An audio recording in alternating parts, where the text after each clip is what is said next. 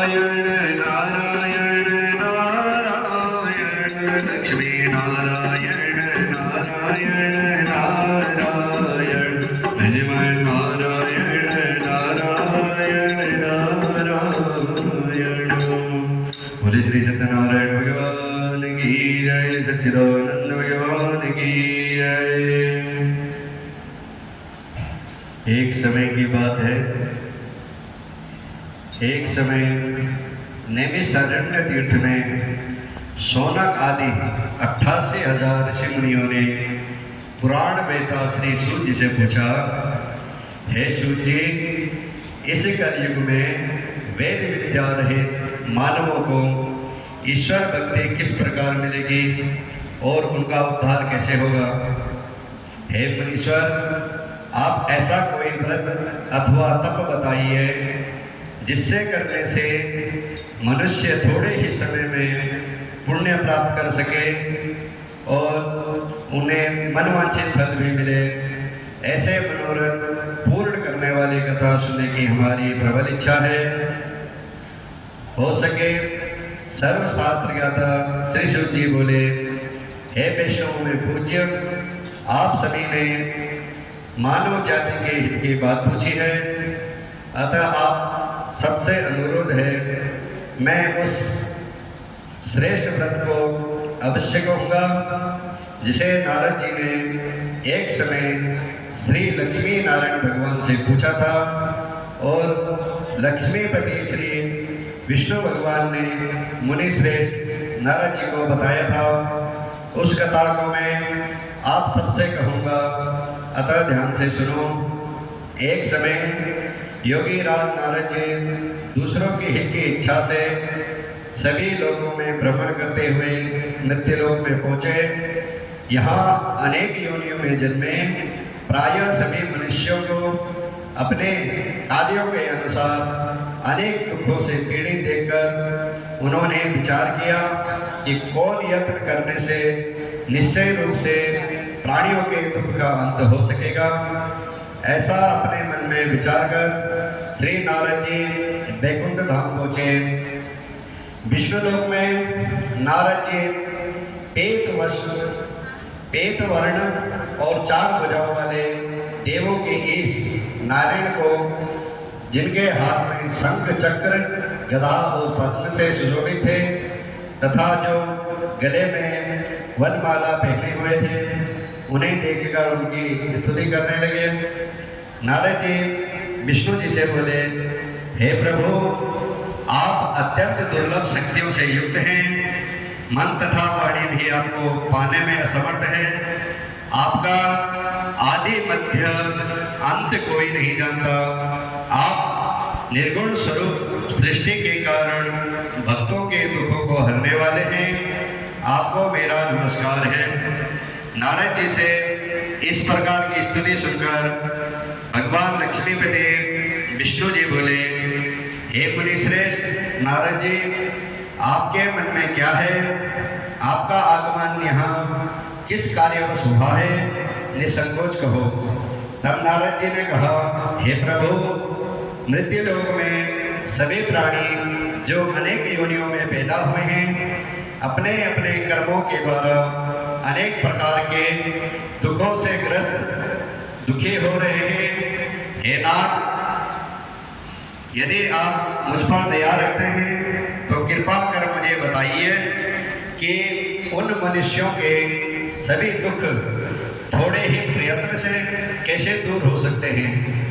श्री विष्णु भगवान ने कहा, हे नारद जी, मनुष्यों के हित के लिए तुमने यहाँ बहुत अच्छा प्रश्न किया है।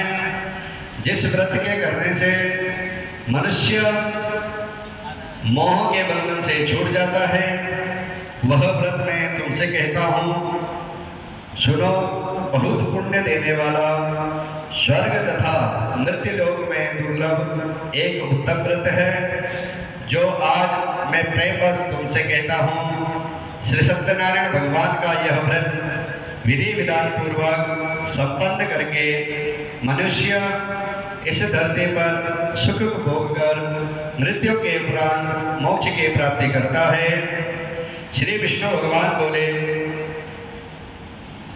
विष्णु भगवान के अमृत से और प्रोक्त वचन सुनकर नारद जी बोले, हे प्रभु, उस व्रत का क्या विधान है, उस व्रत को क्या फल है, इस व्रत को पूर्व समय में किस किस ने किया है और किस दिन यह व्रत किया जाना चाहिए, कृपया इस व्रत की विधि और विधान मुझे विस्तार पूर्वक कहिए, मुझे यह सब सुनने की तीव्र इच्छा है।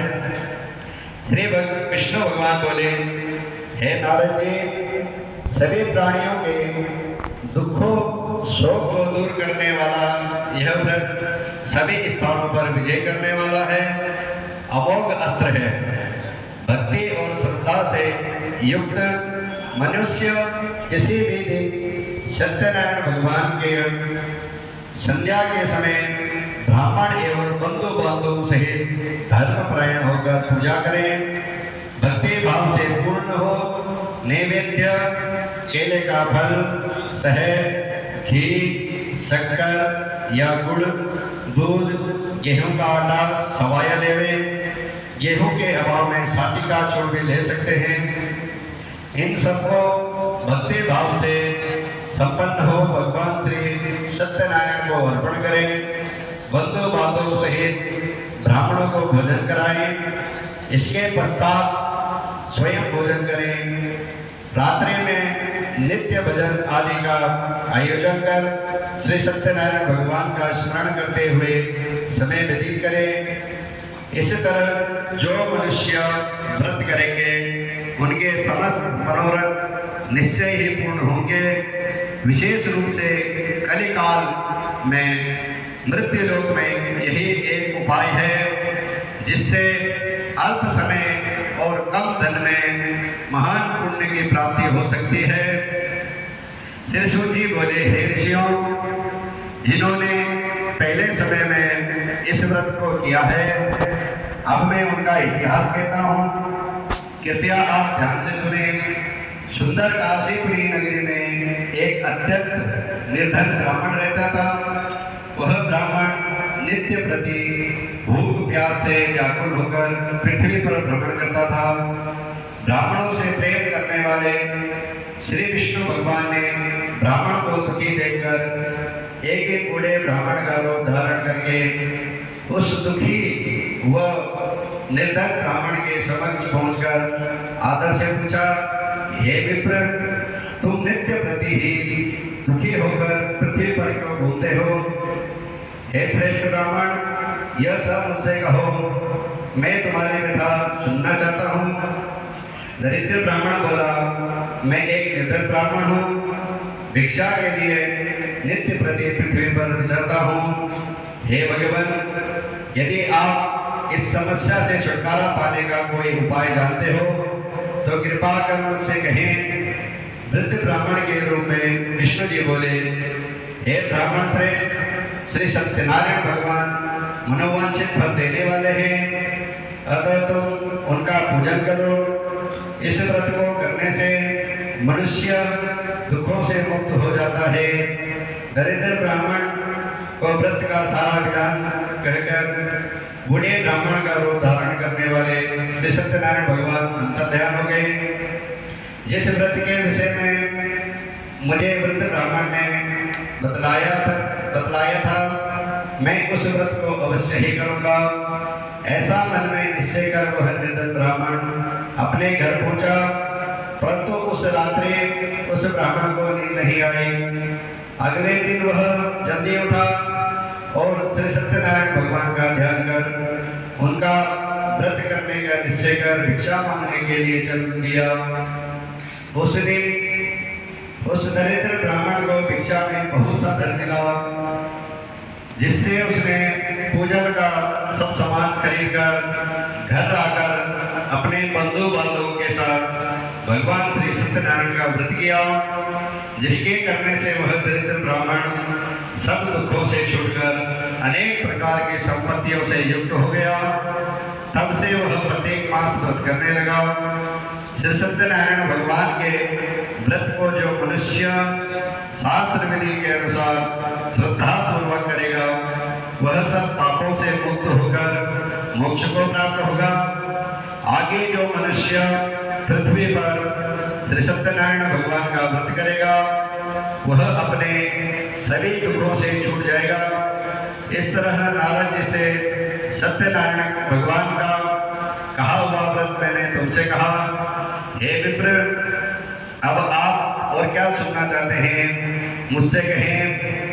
तब ऋषियों ने कहा, हे मुनीश्वर, संसार में उस व्रत को सुनकर किसने इस व्रत को किया है, हम सब सुनना चाहते हैं। हमारे मन में यह सब सुनने की इच्छा है। श्री सूत जी ने कहा, हे मुनियों, जिस दिन प्राणी इस व्रत को किया है उन सबके कथा ध्यानपूर्वक सुनो। एक समय एक ब्राह्मण धन और ऐश्वर्य के अनुसार बंधु बांधवों सहित अपने घर पर व्रत कर रहा था। उसी समय एक बूढ़ा लकड़हारा लकड़ी बेचने वाला वहां आया। उसने सिर पर रखा लकड़ियों का गट्ठर बाहर रख दिया और उस ब्राह्मण के घर में चला गया। प्यास से व्याकुल लकड़हारा ने उस ब्राह्मण को व्रत करते हुए देखा। वह प्यास को भूलकर उस ब्राह्मण को नमस्कार कर पूछने लगा कि हे ब्राह्मण देवता, आप यह किसका पूजन कर रहे हैं? इस व्रत को करने का क्या फल मिलता है? कृपया कर मुझे बताइए, इसे सुनने की मेरी इच्छा है। ब्राह्मण उस वृद्ध लकड़हारे से बोला, हे भाई, यह सब मनोकामनाओं को पूर्ण करने वाला श्री सत्यनारायण भगवान का व्रत है। इसकी ही कृपा से मेरे घर में धन धान्य सुख समृद्धि की वृद्धि हुई है। ब्राह्मण से श्री सत्यनारायण भगवान के व्रत के विषय में जानकर वह लकड़हारा बहुत प्रसन्न हुआ। भगवान का चरणामृत लेकर प्रसाद ग्रहण करने के पश्चात भोजन कर वह अपने घर पहुंचा।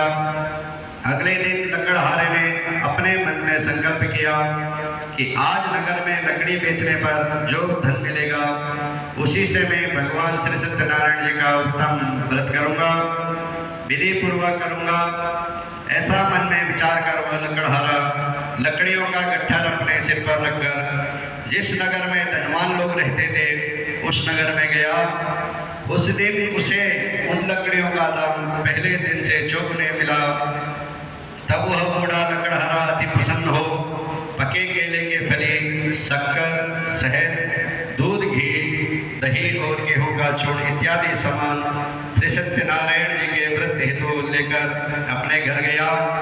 उसने अपने बंधु बांधवों को बुलाकर विधि विधान के साथ श्री सत्यनारायण भगवान का पूजन और व्रत किया।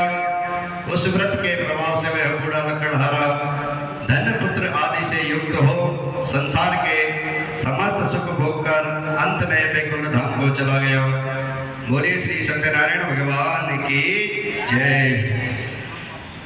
श्री सूत जी बोले, हे श्रेष्ठ मुनियों, अब आगे की एक कथा कहता हूँ। पूर्व काल में उल्कामुख नाम का एक महान बुद्धिमान राजा था।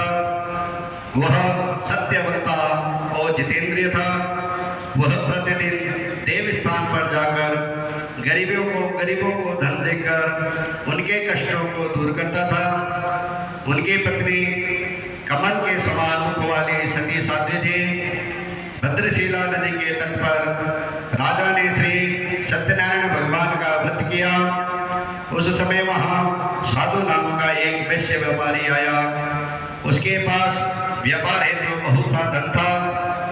वह वैश्य नाव को किनारे पर ठहराकर राजा के पास आया। राजा को उस व्रत करते देखकर विनयशील वाणी से बोला, भक्ति युक्त चित्त से आप यह किसका पूजन कर रहे हैं? मेरी सुनने की इच्छा है, कृपया आप मुझे विस्तार से बताइए। महाराज उल्कामुख ने कहा, हे साधु वैश्य, मैं अपने बंधु बांधवों के साथ पुत्र की प्राप्ति हेतु सर्वशक्ति संपन्न महान शक्तिशाली श्री सत्यनारायण भगवान का व्रत और पूजन कर रहा हूँ। राजा के भक्ति युक्त वचनों को सुनकर उस साधु नामक वैश्य ने आदर से कहा, हे राजन, मुझे भी इस व्रत का संपूर्ण विधान समझाइए। मैं भी आपके कथनानुसार इस व्रत को अवश्य करूंगा। मेरी भी कोई संतान नहीं है। मुझे पूर्ण विश्वास है कि इस व्रत के करने से निश्चय ही मुझे भी संतान की प्राप्ति होगी। राजा से व्रत का सब विधान सुनकर व्यापार से निवृत्त हो वह वैश्य व्यापारी आनंद के साथ अपने घर पहुंचा। उस वैश्य ने अपनी पत्नी लीलावती से संतान देने वाले उस व्रत का संपूर्ण वृत्तांत कह सुनाया और स्वयं प्रण किया कि जब मेरी संतान होगी तब मैं इस व्रत को करूंगा। एक दिन उसकी पत्नी लीलावती आनंदित हो संसारिक धर्म में प्रवृत्त होकर श्री सत्यनारायण भगवान की कृपा से गर्भवती हो गई। 10वें महीने में उसने एक सुंदर कन्या को जन्म दिया। दिनों दिन वह कन्या इस तरह बढ़ने लगी जैसे शुक्ल पक्ष का चंद्रमा बढ़ता है। कन्या का नाम कलावती रखा गया। तब एक दिन लीलावती ने मीठे शब्दों में अपने पति को स्मरण कराया कि हे नाथ, आपने जो सत्यनारायण भगवान का व्रत करने का संकल्प लिया था, अब आप उसे पूरा कीजिए। साधु वैश्य ने कहा, हे प्रिय, मैं कन्या के विवाह पर इस व्रत को करूंगा। इस प्रकार अपनी पत्नी को आश्वासन देकर वह साधु वैश्य अपने व्यापार को करने दूसरे नगर चला गया। कलावती पितृगृह में वृद्धि को प्राप्त हो गई। एक दिन साधु ने जब अपनी पुत्री को नगर में सखियों के साथ खेलते हुए देखा तो दूत को बुलाकर कहा कि हे दूत, हमारी पुत्री हेतु कोई योग्य वर तलाश करके लाओ। उसकी आज्ञा सुनकर दूत कंचन नगर पहुंचा और देखभाल कर वैश्य की पुत्री हेतु एक सुयोग्य सुशील वर्णित पुत्र खोज कर ले आया। उस सुयोग्य वर को देखकर वैश्य ने अपने बंधु बांधवों से प्रसन्न चित्र मुद्रा में अपनी पुत्री का विवाह उस वर्णित पुत्र के साथ कर दिया।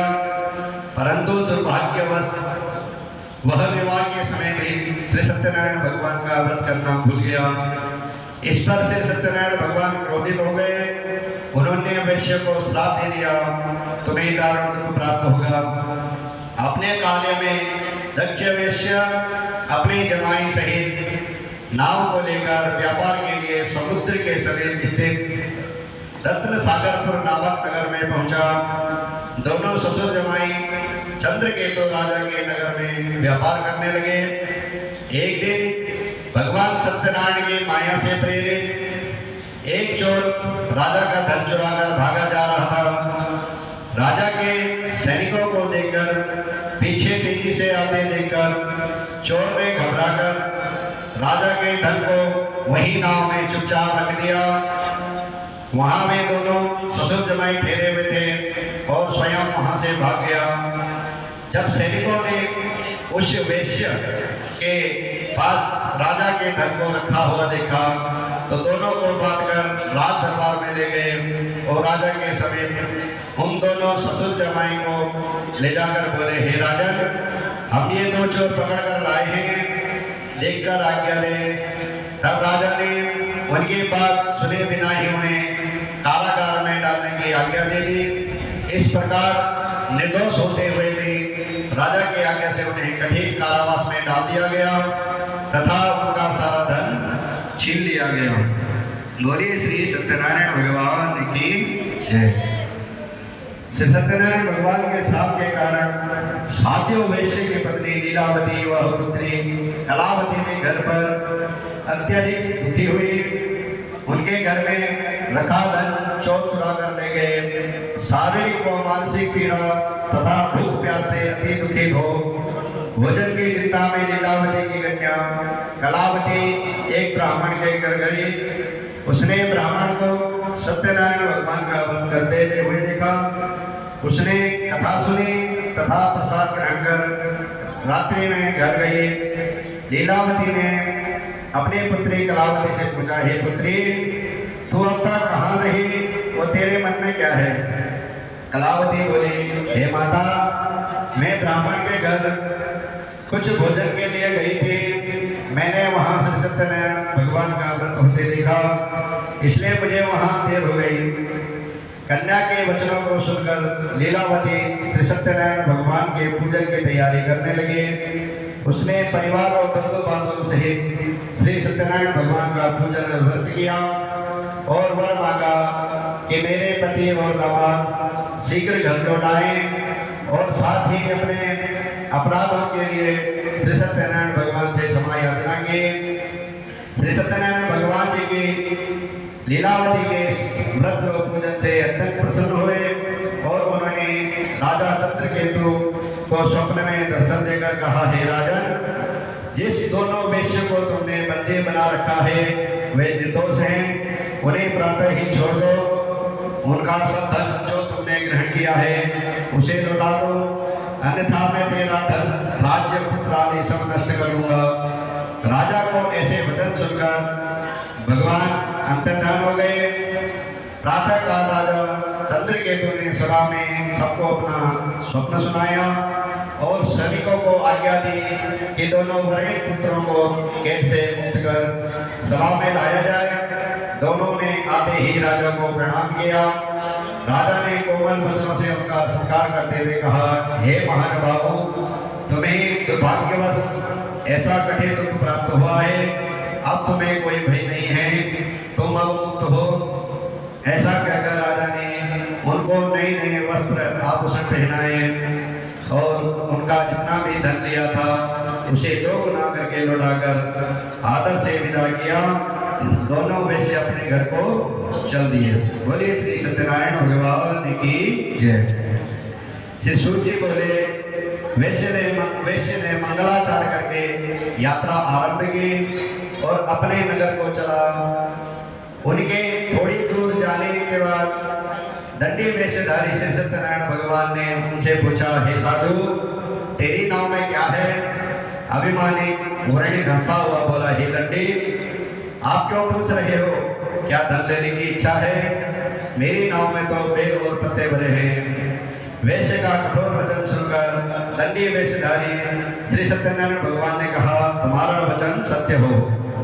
ऐसा कहकर दंडी वेशधारी वहां से चल गए और कुछ दूर जाकर समुद्र के किनारे बैठ गए। दंडी महाराज के जाने के पश्चात वैश्य ने नित्य क्रिया से निवृत्त होकर बाद में नाव को ऊंची देखकर अचंबा किया तथा नाव में बेल पत्ते आदि देखकर मूर्छित हो जमीन पर गिर पड़ा। मूर्छा खुलने पर शोक प्रकट करने लगा। तब उसके जमाई ने कहा, आप शोक न करें, यह दंडी महाराज का श्राप है, अतः उनकी शरण में ही चलना चाहिए, तभी हमारी मनोकामना पूर्ण होगी। जमाई के वचन सुनकर वैश्य दंडी महाराज के पास पहुंचा और अत्यंत भक्ति भाव से प्रणाम करके बोला, मैंने जो आपसे असत्य वचन कहे थे उनके लिए मैं क्षमा प्रार्थी हूँ।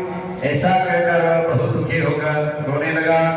तब दंडी भगवान बोले, हे वर्णित पुत्र, मेरे श्राप से बार बार तुझे दुख प्राप्त हुआ है, तू मेरी पूजा से विमुक्त हुआ है।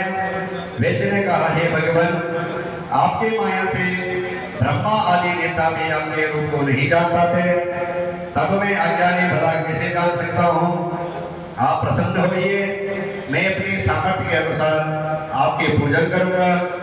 मेरी रक्षा करो और पहले के समान मेरी नौका में धन से परिपूर्ण कर दो। उसके भक्ति युक्त वचनों को सुनकर श्री सत्यनारायण भगवान प्रसन्न हो गए और उसको इच्छानुसार वर देकर अंतर्धान हो गए।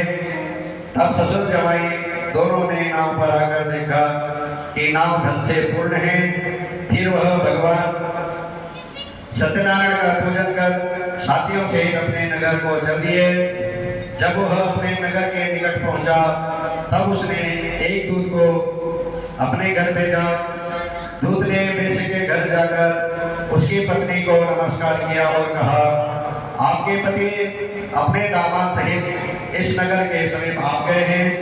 लीलावती और उसकी कन्या कलावती उस समय श्री सत्यनारायण भगवान का पूजन कर रही थी। दूत के वचनों को सुनकर साधु के पत्नी ने अत्यंत हर्ष के साथ सत्यदेव का पूजन पूर्ण कर अपनी पुत्री से कहा, मैं अपने पति के दर्शन को जाती हूँ, तू कार्य पूर्ण कर शीघ्र आ जाना। मांगी जाती ही पुत्री कलावती भोजन एवं प्रसाद छोड़कर अपने पति के दर्शन के लिए चल गई। प्रसाद की अवज्ञा के कारण सत्यदेव ने रुष्ट होकर उसके पति को नाव सहित पानी में डुबो दिया। कलावती अपने पति को न देखकर रोती हुई जमीन पर गिर पड़ी। अपनी पुत्री की दशा देखकर साधु से बोला, हे प्रभु, मुझसे या मेरे परिवार से जो भी भूल हुई हो उसे क्षमा करो। उसके दीन वचनों को सुनकर सत्यदेव भगवान प्रसन्न हो गए। आकाशवाणी हुई, हे वैश्य, तेरी कन्या मेरा प्रसाद छोड़कर आई है, अतः इसका पति अदृश्य हुआ है। यदि वह घर जाकर प्रसाद ग्रहण कर लौटे तो इसे इसका पति अवश्य मिलेगा। आकाशवाणी सुनकर कलावती ने घर पहुंचकर प्रसाद खाया और फिर आकर अपने पति के दर्शन किए। तत्पश्चात वैश्य ने वही बांधव सहित भगवान सत्यनारायण का विधि पूर्वक पूजन किया। वह इस लोक का सुख होकर अंत में स्वर्ग लोक हो गया। बोलिए श्री सत्यनारायण भगवान की जय। श्री सूत जी ने कहा, हे ऋषियों, मैं एक और भी कथा कहता हूँ। प्रजापालन में निकुंभ नाम का एक राजा था। उसने भगवान सत्यनारायण देव का प्रसाद त्याग कर बहुत दुख पाया। एक समय राजा वन में वन्य पशुओं को मारकर वट के वृक्ष के नीचे आया। वहां उसने वालों को भक्ति भाव से बंधु बांधव सहित श्री सत्यनारायण भगवान का पूजन करते देखा। राजा अहंकार बस वहां नहीं गया और ना ही प्रसाद खाया। प्रसाद त्याग कर अपने नगर को गया तो वहां उसने सब कुछ नष्ट पाया।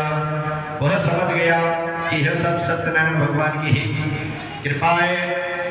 तब वह उसी स्थान पर आया और बालों के संग विधि पूर्वक पूजन कर प्रसाद खाया तो सत्यनारायण की कृपा से सब कुछ पहले जैसे हो गया और मरने के बाद स्वर्ग लोक हो गया। जो मनुष्य इस परम दुर्लभ व्रत को करेगा, श्री सत्यनारायण भगवान की कृपा से उसे धन धान्य की प्राप्ति होगी। निर्धन धनी और बंदे बंधन से मुक्त होकर निर्भय हो जाता है। संतानहीन को संतान की प्राप्ति होती है तथा सब मनोरथ पूर्ण होकर अंत में वह वैकुंठ धाम को चला जाता है। जिन्होंने पहले इस व्रत को किया, अब उनके दूसरे जन्म की कथा भी सुनिए। शतानंद नामक ब्राह्मण सुदामा के रूप में जन्म लेकर श्री कृष्ण के भक्ति कर मोक्ष को प्राप्त किया। उर्गामुख नाम के राजा दशरथ बने और श्री रंगनाथ आदि से चीरकर मोक्ष को प्राप्त किया। महाराज तुंगध्वज स्वयं मनु हुए, जिन्होंने बहुत से लोगों को भगवान के भक्ति से लीन कर मोक्ष प्राप्त किया। लकड़हारा भील अगले जन्म में गुह नामक निषाद राजा हुआ। उसने भगवान राम के चरणों में सेवा कर मोक्ष को प्राप्त किया। बोले श्री सत्यनारायण भगवान की जय। श्रीमन्नारायण नारायण नारायण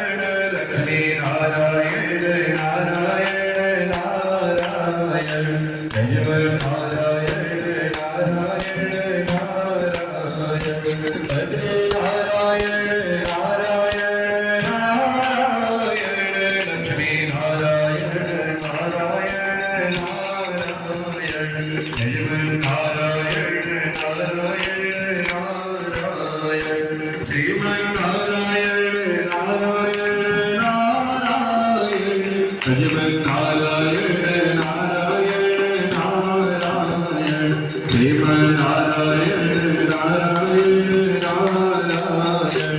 शिव नारायण नारायण